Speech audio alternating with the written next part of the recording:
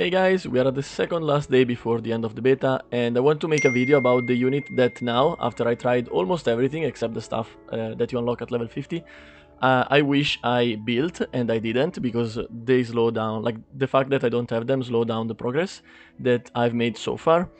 And so just to give you an idea, as usual, I finish L4 for both Terrormaton and Doki Doki, stuck in L2 with Aurora, and we're gonna talk about the unit that I wish I built to progress to L4 with Aurora. I cannot do Inferno for now because I'm not level 50, but I don't think the team are gonna be good for Inferno.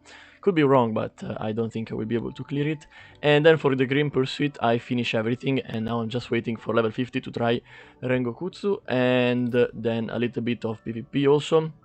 And we're also gonna talk about that maybe in the video, maybe not, we'll see how long it's gonna be. So here you can see all the units that are in the game. We are gonna talk first about SR, and then I'm gonna finish the video very quick talking about 2 SSR character. And I would say the first unit that I regret I didn't build is Viper, 100%, because if you don't have Heinrich, which probably most people do not have because it's a light dark SSR character, you're gonna need a character that can consistently debuff the boss, Aurora. And you could do that with Veronica, but I also don't have Veronica, so... And also between the two, I would still prefer Viper, just because it's easier to invest into his skill, being an SR instead of SSR. And for those who don't know, his kit is amazing, and is even better if you have Lily, which I have in this account. Hopefully I will also find her in the official eventually. And the thing is, with this skill tree, he basically can dispel. He has a chance, so it's not 100%, but he has a very good chance to dispel 2 buff, and also a chance to inflict attack down and speed down. Then he has a very good passive, which basically every time a character gets attacked, he has a small chance of counter attack with his skill 1. And then if the character gets critically hit, there is a better chance to counter attack. And then there is a skill 1, which is even better. Like usually character have very good skill 3 and decent skill 2 and good skill 1, but this one has like everything is good in this character. And the skill 1 is basically is not really about the damage or the fact that he can inflict 1 turn silence, which of course is good, but the main thing is that is serpent skin. Basically when you reach so you start the battle and you get 2 stack of this passive, of this bonus, and then every time he can use attack with the skill 1, so not only when you use the skill 1, but also when he counter attack with the skill 1, thanks to his passive, he gain 1 stack. When he reach 4 stack, the next time he counter attack, instead of using his skill 1, he's gonna use his skill 3. So it's gonna be an extra chance to dispel and also attack down, like afflict with attack down and speed down. So it's very, very good character for Aurora. He's also gonna be interesting in PvP, I think. And so this is definitely a character I wanted to build. I actually said it in a previous video before the beta came out that I was gonna build him, because I used him in the previous one and I was very happy with the result, and now he got buffed. But then for one reason or another, like I didn't have the resource, or like at that moment I didn't need him, and then I forgot, and now I don't have the resource to build him, and I super regret it because he was gonna help me so much to progress in Aurora. Then I would say Grey is the second biggest regret, and the reason is that I had Grey, but then I decided to reset because I was about to finish like the chance to reset. You have like what, 7 days to do that, and I wanted to build other character and try other characters, so I decided to reset Grey. And also I always built Grey more like a buffer instead of like a damage dealer. But now that I see the team, like I kind of like to study the team that people use to beat L4 of like every threshold and also Inferno, now that some people start to unlock it. And I regret so much not building Grey because he's so good, especially built as DPS. There is so much potential in this character. And not only because he has very good damage, of course, defense down helps a lot, both for his damage and everybody has damage in the team, but also the crit rate at this point is so important. So character that can increase the crit rate, like him or Rosa, for example, they become a huge asset. And so yeah, definitely Grey would help my real Mocha so much in Doki Doki L4, and also Doki Doki in general. It's such a good character, so it was definitely a very, very bad idea to reset my Grey, and definitely I'm gonna build him as a DPS in the official when it comes out in June. Then it's not really a regret, but I didn't build Sania. The main reason is that I really like the synergy between Sania and Tiamat, and I didn't find Tiamat in this beta. So this is really the main thing that, like the main reason why I didn't build Sania. She's also very good in PvP, but again, the team I use in PvP was just the typical speed meta team. So I didn't really have a need for Sania. If you have Tiamat, 100% I advise you to build Sania because they are so good together, and overall Sania is good, but if you have Tiamat, you're gonna get so much extra value from that. So definitely this is like an extra thing. Then when it comes to the Light and Dark SR, definitely one that I regret is Diting. Like, this guy is gonna be a monster in endgame, and I regret so much not building him because now I could just share the build that I have, like the module that I have on other character to him. I just don't have like the experience, like the resource of experience to level him up, and I also don't have like not I don't have time, but when the last day comes out, I will probably farm other things instead of investigation.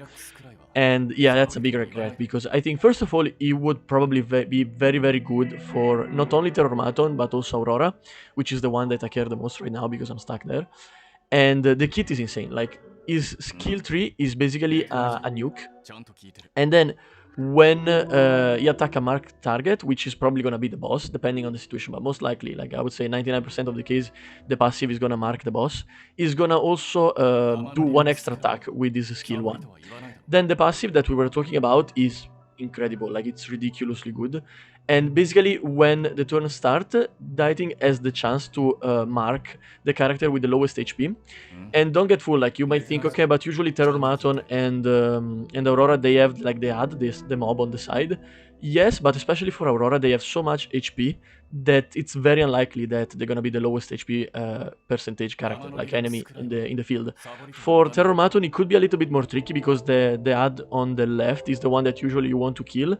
But depending on how like your team rotate, I think it's very very easy to mark the boss and not the ad. So I don't think there's gonna be a problem, and even if it is, you can just solve it by messing around with the speed of your characters. And then it's increased like when you attack the marked target, there is like increased rate against them by 60%. Like crit rate 60% is a lot, like it's ridiculous. So you can build him for a lot of crit damage, and you don't need that much crit rate on him, like when you roll the bonus, because you're gonna have this 60% extra, and then 150%. So for this turn, and then 150% of any excess crit rate is converted into crit damage. That is very very good and very very crazy.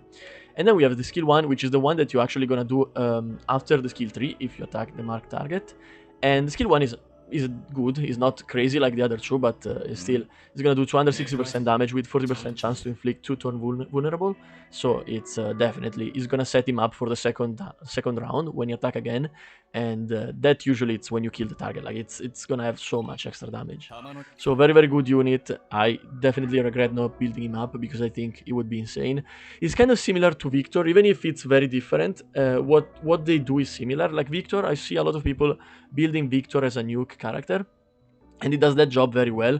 I don't know if you guys saw, like maybe a lot of you people are new, but when the last beta was out and there was like a tier list from the Chinese community of the game, and Victor was like the highest rank possible in the tier list, a lot of people were talking shit about Victor and about the Chinese people that rank him up so high. And also remember, Zoxas got a lot of backlash when he talked about that video, and he also put Victor very high in the tier list, and everybody's like, why you put Victor so high? It's not true, it's not strong. Now if you see especially Terrormaton, like I'm gonna show you right now, I'm not a huge fan of Victor. I don't like it, and I'm not gonna build him for sure because it's just I don't like the playstyle. But look, the fastest team is with Victor, and the third fastest team is also with Victor for Terrormaton. This is Terrormaton L4. It's ridiculous, and I'm sure some people probably use him for Aurora. Let's check L4.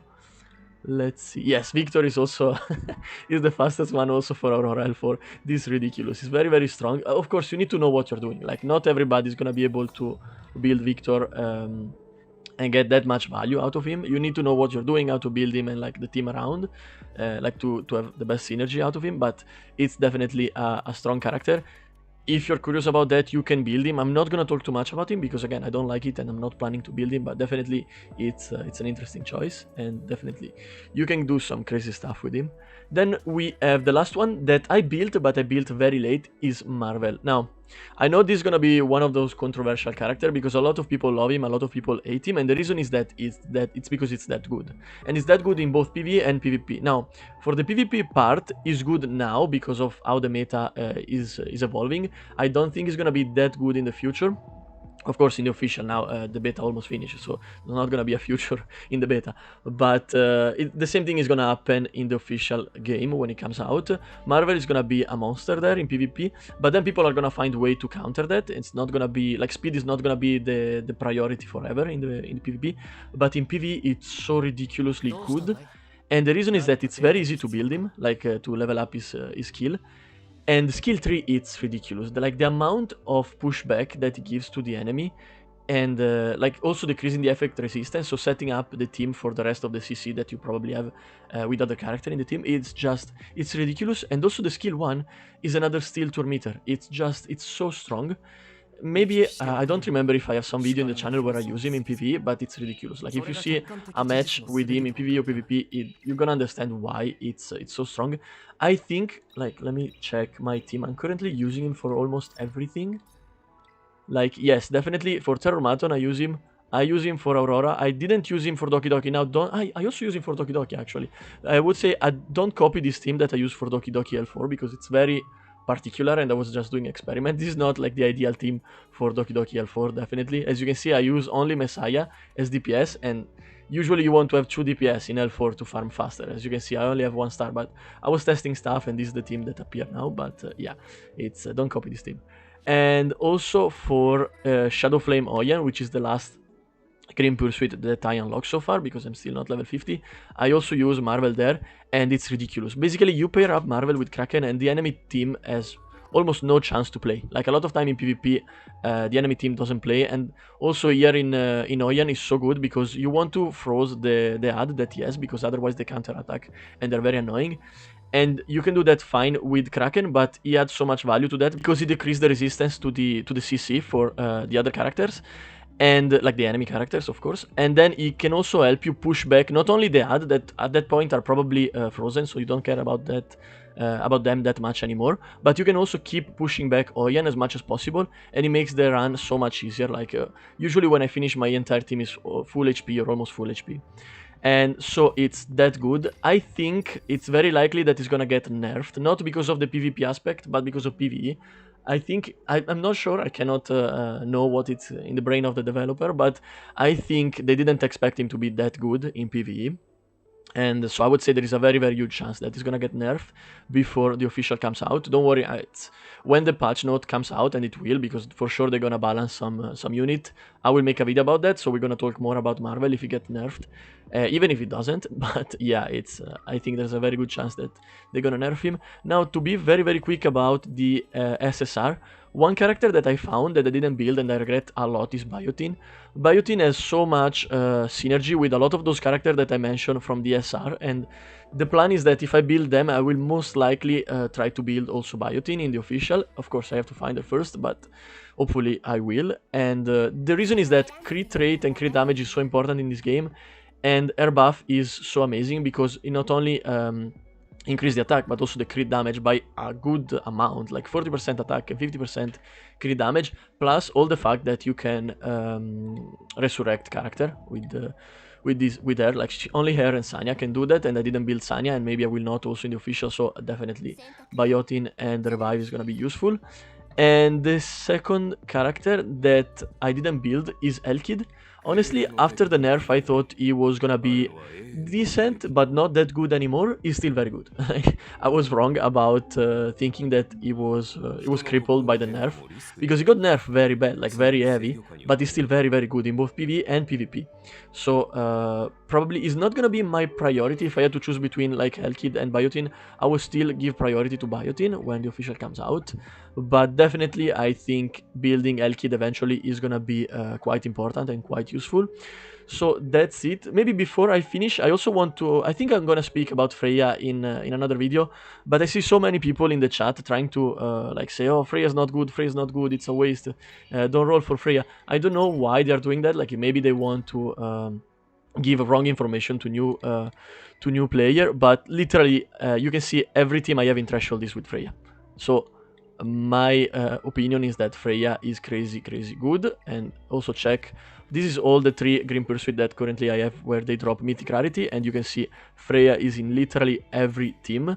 So I'm not sure why people try to say that she's not good. She is very, very good. Is it a must pull? Maybe not, depending on how you want to play. If you want to save resource and just build Chiaki and you're happy and satisfied with Chiaki, maybe you can ignore Freya for a while, or even if you have Doki Doki, you can ignore Freya. But overall, for game progression, I think it's an amazing character. So I'm gonna finish the video here. Thank you for watching. I hope it was useful. If it was, remember to like the video and subscribe, and I hope to see you in the next one. Bye bye, have a nice day.